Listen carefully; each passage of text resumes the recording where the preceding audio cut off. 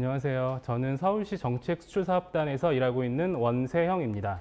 저희 조직은 수사라고 하는데요. 수사는 서울 얼반 솔루션즈 에이전스의 약자입니다. 이 단어가 의미하는 것처럼 저희 조직은 도시 문제 해결과 관련된 업무를 담당하고 있습니다. 제목에서 도시 정책을 공유한다고 말씀을 드렸는데 공유의 대상은 대부분 개도국 도시가 되겠습니다. 많은 개도국들은 자기들의 도시를 더 안전하고 편리하고 거주하기 좋은 도시로 만들려고 많은 노력을 하고 있습니다. 그런 노력 과정에서 가장 모범이 되는 도시가 바로 서울시입니다. 그래서 이런 해외 도시들에서 서울시에 대해서 알려고 하는 수요가 있어서 2016년에 서울시는 저희 조직을 만들었습니다.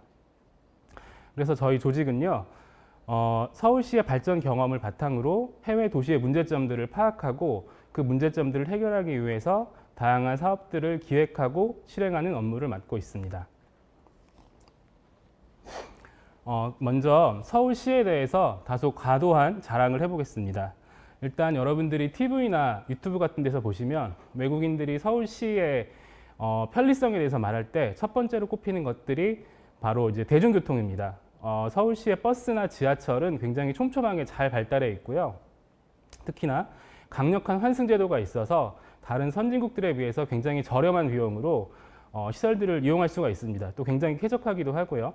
그렇다 보니까 세계의 유수의 평가 기관들에서 도시 교통을 포함한 도시의 이동성 부분을 평가를 할 때 서울시의 교통 시스템은 단연 세계 최고 수준입니다. 그리고 또 하나 굉장히 우리가 편리한 것 중에 하나가 여러분들이 구청이나 아니면 시청 혹은 동사무소에 직접 가지 않고 인터넷이나 아니면 핸드폰을 통해서 행정 업무를 보는 경우가 굉장히 많습니다. 그리고 또 이런 각종 관공서에서 좋은 정보들을 핸드폰이나 PC를 이용해서 확인할 수가 있는데요. 이런 것들을 전자정부 시스템이라고 합니다. 서울시 같은 경우는 1990년대부터 전자정부 시스템에 엄청난 투자를 했고요. 그래서 최근에는 세계 각 기관에서 평가를 할 때 전자정부 시스템 또한 세계 최상위 수준의 서비스를 제공하는 도시로 평가받고 있습니다. 그러면 거주성 측면에서 좀 더 확대를 해서 말씀을 드리면 사실 최근에는 서울의 아파트 값이 너무 높아져서 큰 문제가 되고 있는 것은 맞는데요. 그럼에도 불구하고 작년 한 글로벌 조사에서 서울이 살기 좋은 도시로 서울이 살기 좋은 도시 11위로 선정되기도 했습니다. 그리고 세계적인 선도 도시가 되려면 창업을 지원하는 시스템이 굉장히 중요합니다. 그래서 창업의 관점에서 도시를 측정을 했을 때 서울시 같은 경우는 올해 무려 세계 10위권의 도시가 되었습니다. 작년에는 16위였는데 1년 만에 6단계나 상승을 했다고 합니다. 그리고 서울은 공간의 질도 굉장히 높다고 평가받고 있습니다. 예를 들면 공공공간이라든지 공공건축물 그리고 뭐 한강에 있는 조명이나 시설들 이런 것들이 굉장히 훌륭해서 세계적인 디자인 대회에서 2010년 이후부터 많은 상들을 수상하고 있습니다. 예를 들면 서울로 7017이나 여의도 한강공원 그리고 한강의 경관과 조명 계획들이 2010년 이후부터 많은 상을 받았고요. 그리고 2018년에는 지속가능한 도시를 측정하는 그리고 지속가능한 도시를 많이 달성한 도시들에게 주는 리관유 세계 도시상이라는 게 있는데요. 거기서 당당히 서울이 1위를 차지하기도 했습니다. 그러면 이제 서울이 공유하는 도시 정책이라는 것이 무엇인지를 간단히 설명드리겠습니다. 먼저 그림에서 보시는 것처럼 첫 번째 공유의 대상은 물리적인 공간과 환경과 관련된 사항들입니다. 한강변 공원이나 청계천 개발과 같은 공공공간들 그리고 주거의 안전과 확충을 위한 공공주택들 그리고 마곡 스마트시티 같은 산업단지들 또 서울시 주도의 창업시설들은 굉장히 세계 도시들이 배우고 싶어하는 그런 주요 공간들입니다. 그래서 이런 잘 짜여진 서울의 환경과 공간을 부러워하는데 특히 계획과 설계의 접근 방법 그리고 개발 시 이해관계자들을 설득했던 노하우와 거버넌스 또 건립했던 재원 마련들 그리고 기획부터 운영 유지 방법에 있어서의 주요 이슈들을 모두 배우고 싶어 합니다. 그리고 두 번째 공유의 대상은 앞서 말씀드린 어떤 공간과 서비스를 하는 도시의 인프라들입니다. 교통이라든지 또 상수도 시스템, 가스나 전기 같은 에너지, 그리고 통신시설 같은 것들이 서울이 굉장히 잘 돼 있고, 개도국들은 이런 것들에 대한 충분한 인프라 구축이 안 돼 있기 때문에 선진화된 서울의 시스템을 배우고 자기들의 실정에 맞게끔 현지화시키고 그것을 시민들에게 제공하기 위해서 많은 노력들을 하고 있습니다. 그리고 세 번째 공유의 대상은 눈에 보이지 않는 것들입니다. 물리적인 환경이나 인프라가 아무리 좋더라도 이를 이용하기 위한 합리적이고 편리한 서비스 같은 제도가 제대로 갖춰져 있지 않다면 지속 가능성이 떨어지기 때문입니다. 예를 들면요, 적정한 세금이나 요금을 산정하는 방법들, 그리고 저소득층을 지원하는 기준이나 다양한 지원 방식들, 또 창업 지원 제도들처럼 무형의 시스템과 제도도 도시 정책으로 공유 가능한 사항들입니다. 수사는 도시 정책 공유를 적극적으로 수행하기 위해서 국제기구, 그리고 우리나라 정부의 관련 조직들, 서울시 유관 조직들, 그리고 민간 기업과 밀접하게 관련되어 있습니다. 먼저 국제기구에는요, 잘 아시는 세계은행이나 아시아개발은행, 그리고 중남미개발은행, 또 유엔 산하의 기구들이 있고요. 또 국내 관련 기구들에는 코이카 같은 한국국제협력단, 그리고 한국수출입은행, 또 한국건설협회나 같은 기관들이 있고, 그 다음에 서울시의 유관 조직들로는 연구기관인 서울연구원, 그리고 인재개발교육원 등을 비롯해서 스마트시티를 담당하는 각 부서들, 기후환경본부, 그리고 도시계획과 주택을 담당하는 부서들과 긴밀하게 연결이 되어 있습니다. 또 민간 기업들은요, 서비스를 구축하기 위해서는 이런 기술과 운영 노하우를 가진 민간 기업들이 저희 부서와 또 연결이 되어 있습니다. 서울시 정책을 잘 이해하고 있고, 또 서울시의 인프라를 구축했던 경험들이 있는 특히 중견 기업들, 중소기업들과 많은 관계를 형성을 해서 사업을 추진하고 있습니다. 해외 도시에서 개발에 대한 니즈를 파악하고 그것을 통합적으로 해결하기 위한 솔루션을 제공하고 있습니다. 그 단계를 간단하게 세 단계로 이야기할 수가 있을 것 같은데요. 첫 번째는 메이킹 단계입니다. 메이킹은 해당 도시의 도시 문제를 정의하고 그 문제와 관련해서 서울시가 겪었던 경험들을 잘 파악하는 것입니다. 두 번째는 쉐어링 단계입니다.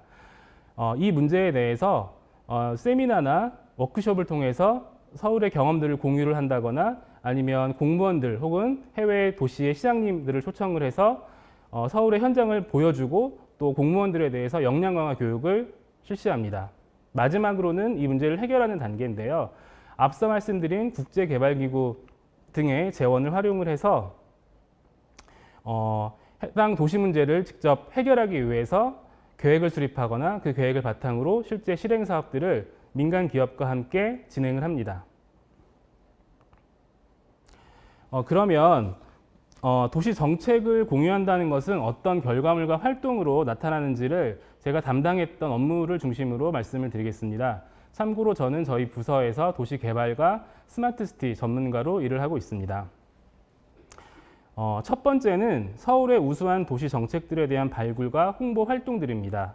예를 들어서 유엔 해비탓 같은 국제기구들이 기획하는 서적에 서울시 도시 정책과 스마트시티 정책들에 대한 출판 작업, 그리고 다른 연구진들과 한국의 토지관리 제도와 공간관리 기법을 종합해서 연구 보고서나 서적을 출판했던 작업들, 또 아시아개발은행 같은 국제기구에 서울의 공공기관 개발과 관련된 사업과 이슈 등을 정리했던 작업들이 대표적일 수 있고요. 추가적으로 서울의 도시 발전 과정에서의 이슈들을 잘 정리해서 이런 것들을 해외에서 오시는 시장님들이나 공무원들한테 발표를 하는 일들이 해당되는 사항이라고 할 수 있습니다. 그리고 두 번째는 도시 문제 해결을 위한 연구자, 컨설턴트로서의 역할입니다. 특히 서울의 정책을 본인들의 도시에 도입하고 싶어하는 경우에는 현지를 방문해서 도시 현황과 개발 수준을 분석하고 어떤 정책들을 도입해야 현재의 도시 문제를 개선할 수 있는지를 다른 분야의 전문가들과 함께 연구하며 작업을 합니다. 예를 들어서 베트남 도시의 스마트시티 조성을 위한 스마트시티 조성을 위해서 현지 조사를 가서 타당성 보고서를 만든다든지, 아니면 이런 발주 보고서에 대해서 다른 다양한 민간 기업들, 다른 연구진들과 연구 계획을, 실행 계획을 수립하는 업무들이 대표적일 수 있습니다.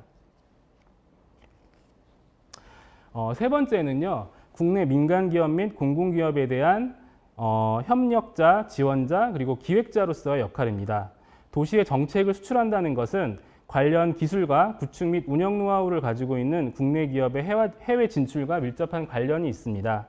예를 들면 환경 분야의 기술을 가진 기업이 그린 ODA 사업으로 해외 진출하고 싶을 때 서울시 정책을 공유해서 함께 진출 계획을 수립하거나 기획 보고서를 만드는 일들, 그리고 SH공사의 해외 도시 관련 부서가 해외로 진출하고 싶을 때 서울의 스마트시티 정책을 활용해서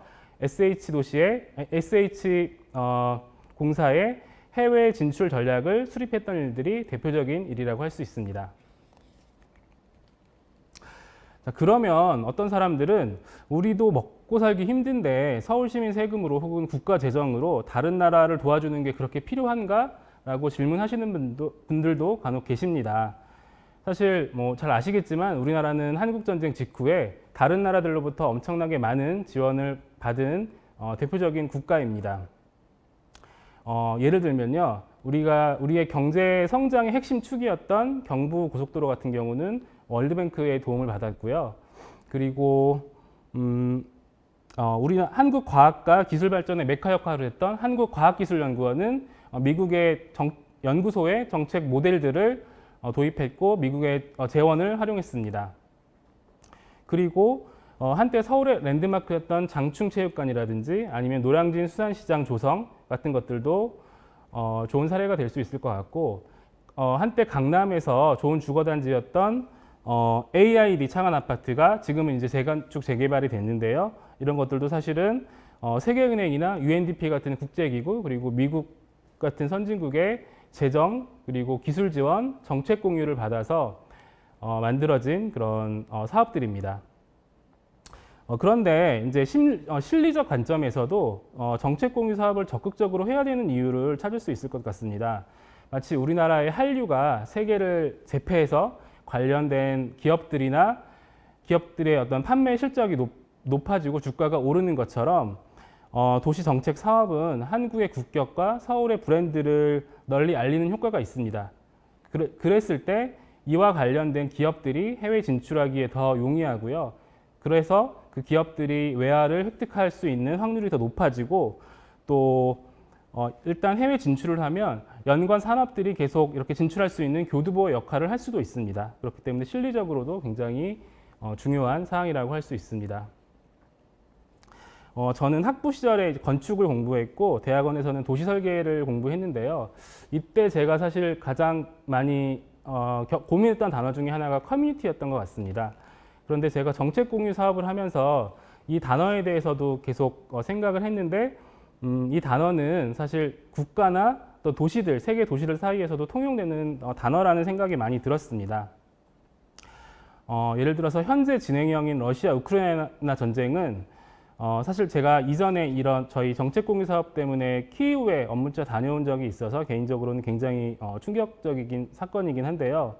우리나라랑 멀리 떨어져 있기 때문에 우리와 관련이 없는 것처럼 보이지만 실질적으로는 이런 전쟁으로 인해서 세계적으로 이제 유가가 많이 올랐고요. 그리고 생활 물가가 치솟아서 우리에게 사실 엄청난 영향을 주고 있습니다.